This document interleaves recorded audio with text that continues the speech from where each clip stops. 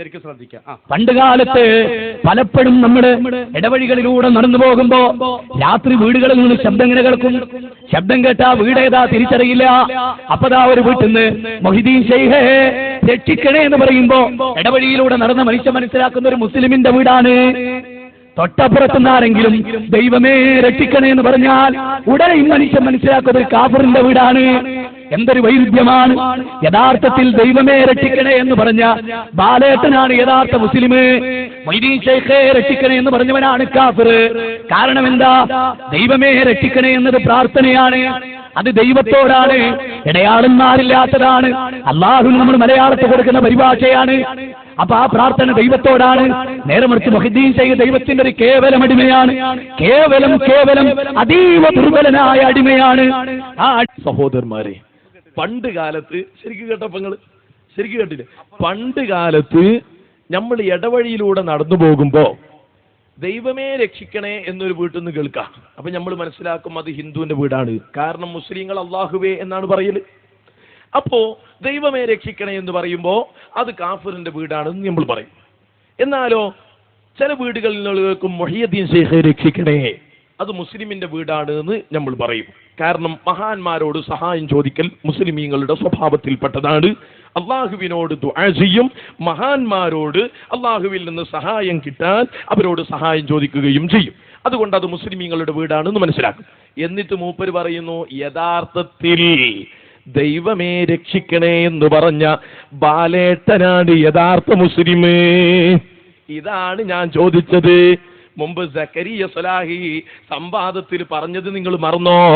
അപ്പുറം ഇപ്പുറം വായിച്ചില്ലാന്ന് എന്നതുകൊണ്ട് നടുത്തത് ഇല്ലാതാവോ എന്ന് യോജിച്ച പോലെ എനിക്കിവിടെ പറയാനുള്ളത്, യഥാർത്ഥത്തിൽ ദൈവമേ രക്ഷിക്കണേ എന്ന് പറഞ്ഞ ബാലേട്ടൻ യഥാർത്ഥ മുസ്ലിമാണ്. ഇവിടെയാണ് എനിക്ക് പറയാനുള്ളത്. ബാലേട്ടൻ എന്ന് പേര് പറഞ്ഞതുകൊണ്ട് തന്നെ അയാൾ ഹിന്ദു മതക്കാരനാണെന്ന കാര്യം ഉറപ്പാണല്ലോ.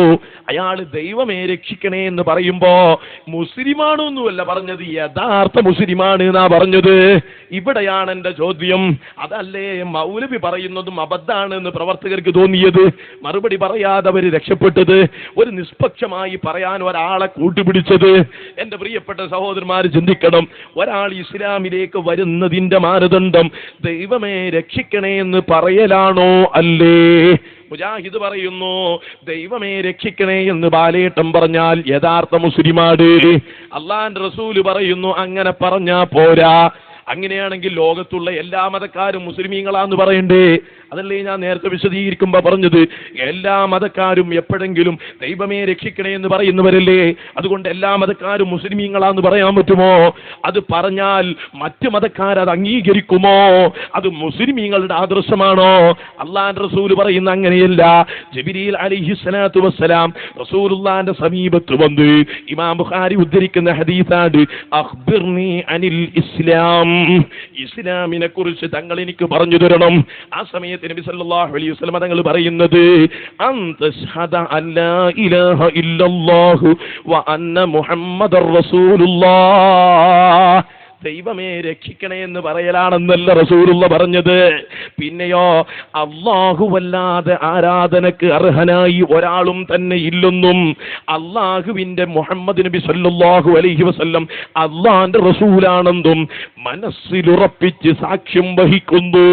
ഇതാണ് ഇസ്ലാമിന്റെ പ്രഥമവുമായ കാര്യമെന്ന് സയ്യിദുനാ മുഹമ്മദ് റസൂലുള്ളാഹി സ്വല്ലല്ലാഹു അലൈഹി വസല്ലം തങ്ങൾ പറയുന്നു. അതുകൊണ്ടാണ് ഞാൻ ചോദിച്ചത്, മുജാഹിദ് മതത്തിൽ ദൈവമേ രക്ഷിക്കണേ എന്ന് ബാലേട്ടൻ പറഞ്ഞ മുസ്ലിമാണെന്ന് പറയുന്നു.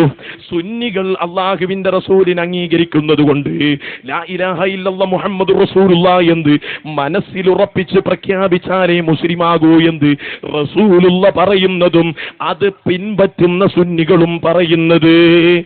എന്നാൽ ഈ ആശയത്തിൽ നിന്ന് മുജാഹിദുകളുടെ പൊട്ടൻ വിശ്വാസത്തെ വലിച്ചെറിഞ്ഞുകൊണ്ട് റസൂലുള്ളാന്റെ ആദർശം സ്വീകരിക്കുന്ന സുന്നികളോടൊപ്പം ഞങ്ങൾ നിൽക്കാൻ തയ്യാറാണെന്ന് മൗലവി പറയൂലേ എന്ന് ചോദിച്ചിട്ട് അയാൾ മിണ്ടിയില്ല. പലതവണ ചോദിച്ചിട്ടും മിണ്ടിയില്ല. അങ്ങനെയായപ്പോൾ അയാൾക്ക് തോന്നി ഇത് കുടുങ്ങിയപ്പം വേറെ ചില ആളുകൾ നിഷ്പക്ഷമായി പറയാൻ ഒരാൾ വിട്ട് കലക്കി എന്നല്ലാതെ ഇതിന് മറുപടിയായോ സഹോദരന്മാരെ? ഇതിങ്ങോട്ട് പറയും ആരാ പറയാ? ബഹുമാനപ്പെട്ട മുജാഹിദ് സുഹൃത്തുക്കളോട് ചോദിക്കാനുള്ളത്, പല കാലങ്ങളായിട്ട് ഈ പഞ്ചായത്ത് ജംഗ്ഷനിലേക്ക് സ്റ്റേജ് കെട്ടി അവര് കെട്ടും ഇവര് കെട്ടും, അങ്ങനെ ഒരുപാട് കെട്ടുണ്ട്. ഈ ചോദ്യത്തിൽ നിന്ന് മനസ്സിലായത്, നിങ്ങൾ പറഞ്ഞ ക്ലിപ്പ് കാണിക്കാൻ പറഞ്ഞു, ഞങ്ങൾ സ്പഷ്ടമായിട്ട് ക്ലിപ്പ് കണ്ട് തിരിച്ചൊരു മറുപടി പ്രതീക്ഷിക്കുന്നു. ദയവേത് ധൈര്യം കടന്നു വരാം. അല്ല, നേരത്തെ ആ ക്ലിപ്പ് കാണിച്ചാൽ പ്രതികരിക്കാന്ന് ആ സുഹൃത്ത് പറഞ്ഞിരുന്നു. അതില്ല, ഇവിടെ അടുത്തില്ലേ? എന്നാ പറയും, ഒന്ന് പ്രതികരിക്കും പ്ലീസ്. പ്രിയപ്പെട്ട സഹോദരന്മാരെ, അപ്പോൾ ഇതുപോലെയുള്ള വിഷയങ്ങൾ അഹ്ലുസുന്നത്തി വൽ ജമാഅത്തിന്റെ ആശയ ആദർശങ്ങൾ വിവരിക്കുമ്പോൾ സ്വാഭാവികമായിട്ടും ഉണ്ടാകുന്ന ഒരു വിഷയമാണ്. അതുകൊണ്ട് ഇത്തരം നേരം സമയം വിനിയോഗിച്ച് സുന്നത്ത് ജമാഅത്തിന്റെ ആളുകൾ വേദി ഒരുക്കിയത് അൽഹംദുലില്ലാഹ്. രണ്ട് സഹോദരന്മാർ ചോദിക്കാം എന്നുള്ള നിലക്ക് തന്നെ വന്ന് ചോദ്യോത്തരങ്ങളൊക്കെ നൽകി എല്ലാ നിലക്കും ചോദിക്കുകയും മറുപടി പറയുകയൊക്കെ ചെയ്തു. പിന്നെ സ്വാഭാവികമാണ്.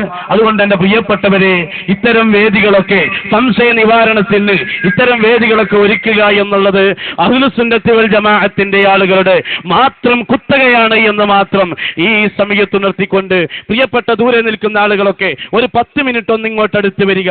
അഹ്ലുസുന്നത്തി വൽ ജമാഅത്തിന്റെ ആശയ ആദർശങ്ങൾ, ആചാര അനുഷ്ഠാനങ്ങൾ ആരുടെ മുമ്പിലും തുറന്നു പറയാൻ പ്രിയപ്പെട്ട സഹോദരന്മാരെ, അള്ളാഹുവിന്റെ തൗഫീഖോടുകൂടെ മഹാരഥന്മാരായ സുന്നത്ത് ജമാഅത്തിന്റെ സമുന്നതരായ പണ്ഡിതന്മാരുടെ കഴിഞ്ഞുപോയ കാലങ്ങളിലുള്ള സാദാത്തുക്കളുടെ അവർ ഞങ്ങൾക്ക് പഠിപ്പിച്ചു തന്ന ആദർശമാണ് എന്ന് ഈ സമയത്ത് ഉണർത്തുകയാണ്.